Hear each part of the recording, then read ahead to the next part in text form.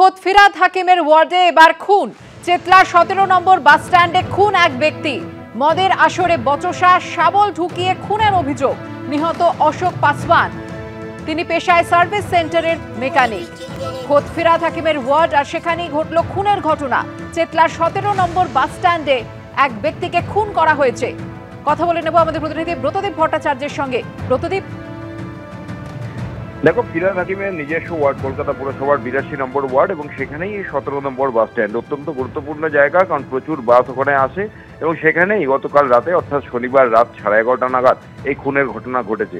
যেটা প্রত্যক্ষদর্শীদের থেকে জানা যাচ্ছে যে অশোক পাসওয়ান নামের ব্যক্তি ওই এলাকারই বাসিন্দা। গতকাল রাতে বেশ কয়েকজনের সঙ্গে রাস্তার উপরেই সেখানে মদের আসরে বসেছিলেন তিনি এবং এলাকাবাসী অভিযোগ করছে শুধু এই অশোক পাসওয়ান নয়, রাত হলেই ওই 17 নম্বর বাস স্ট্যান্ডে একাধিক জায়গায় রাস্তার উপরেই মদের আসর বসে, প্রচুর বহিরাগতদের আনাগোনা হয়। সেইখানেই রাস্তার উপর সেই মদের আসর চলাকালীন তার সঙ্গীদের সঙ্গে অশোক পাসওয়ানের বচসা হয়, গন্ডগোল বাঁধে এবং সেই গন্ডগোল ভয়ঙ্কর পরিণতিতে গড়ায়। যেটা জানা যায় স্থানীয়দের থেকে, প্রত্যক্ষদর্শীদের থেকে, যে গন্ডগোল হতে হতে ফুটপাতের উপর এই অশোক পাসওয়ানের সঙ্গে বাকিরা বচসা চালাচ্ছিলেন। তখনই আচমকা এক ব্যক্তি শাবল দিয়ে অশোক পাসওয়ানের গলায় ঢুকিয়ে দেন এবং সেইখান থেকে তারপর তারা পালিয়ে যান। রক্তাক্ত অবস্থায় সেই অশোক পাসওয়ান ওই 17 নম্বর বাস স্ট্যান্ড থেকে ফুটপাত ধরে প্রায় 100 মিটার দৌড়ন বলে দাবি করেছেন পরিবারের লোকেরা এবং তারপর একটি মন্দিরের সামনে তিনি বসে পড়েন। এই ইতিমধ্যেই স্থানীয় বাসিন্দারা এসে তার পরিবারের লোকেদের খবর দেন এবং পরিবারের লোকেরা যতক্ষণ এসে মন্দিরের সামনে পৌঁছান ততক্ষণ অশোক পাসওয়ান প্রায় সংজ্ঞা হারিয়েছেন। তাকে উদ্ধার করে SSKM হাসপাতালে নিয়ে গেলে চিকিৎসকরা মৃত বলে ঘোষণা করেন।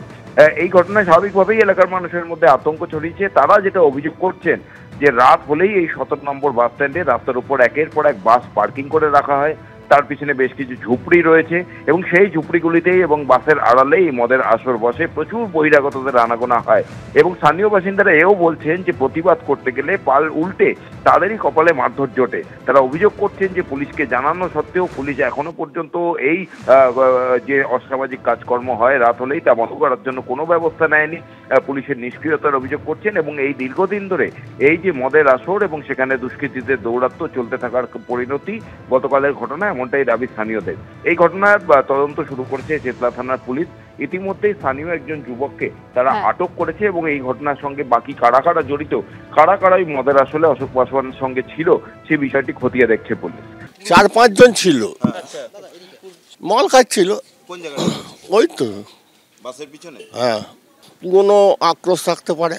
গন্ডগোল হচ্ছিল। হ্যাঁ, গন্ডগোল হচ্ছিল। তারপরে ওর যে মানে সে একটা শাবল দিয়ে এইখান দিয়ে ঢুকে দিয়েছে, ওই রড মতন, ওইটা বেরিয়ে গেছে এখান দিয়ে, বক করে মুখ দিয়ে রক্ত। পুলিশ এসে সঙ্গে সঙ্গে হসপিটালে দিয়েছে, কিন্তু হসপিটালে বাঁচাতে পারলো না। লোক আমাদের বলছে তোমার ভাইকে কেউ মেরেছে, মনে হচ্ছে রক্ত ঝরঝর করে পড়ছে। এসে দেখছি আমার মেয়ে, আমার সব ছুটে চান হয়ে গেছে, এখান থেকে রক্ত বেরোচ্ছে। আর বুঝতে পারিনি কোথা থেকে রক্তটা। তারপর সবাই বলছে ডাক্তার দেখে গেছি, ডাক্তার ওয়াশ করছে, তখন এখানটায় দেখছি ছুরির দাগ রয়েছে, ফাটিয়ে দিয়েছে এখানটায় আমাকে মেরে।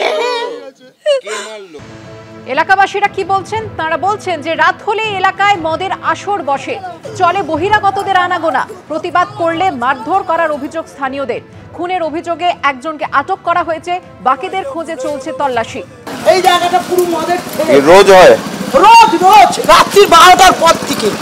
তা আপনি কি বলছেন প্রতিবাদ করলে নাকি কি হবে? মারবে তো আমাদের। ওই তো প্রতিবাদ করলে কি হবে? সামনে কি হয় প্রতিবাদ করলে? মারবে আমাদের। কেন? তখন কে বলবে আমাদের হয়ে? পুলিশ। হ্যাঁ, কেনর উত্তর কি করে দেবো? পুলিশ, পুলিশ আছে আমাদের কলকাতায়। ওরা তো মানুষ, ওরাও তো মানুষ আমাদের মতন। ওরা কোথা দিয়ে প্রতিবাদ করবে? ওদেরও তো মারছে। কারা করে ওগুলো? কারা করবে? মদখোর, গাঁজাখোর, পাতাখোর। এখানে পুরো আড্ডা, বাইরে দিয়ে মাল আসছে কিনে নিয়ে, আর এখানে সব আড্ডা। কি করবেন আপনি? এলাকার কাউন্সিলর বা বাকিরা? কাউন্সিলর অনেক করে, কাউন্সিলর যা করে বলে এখনো চেতলা বেঁচে আছে। ববি হাকিম করে বলে তার কত, হ্যাঁ, তার কত চোখে পড়বে।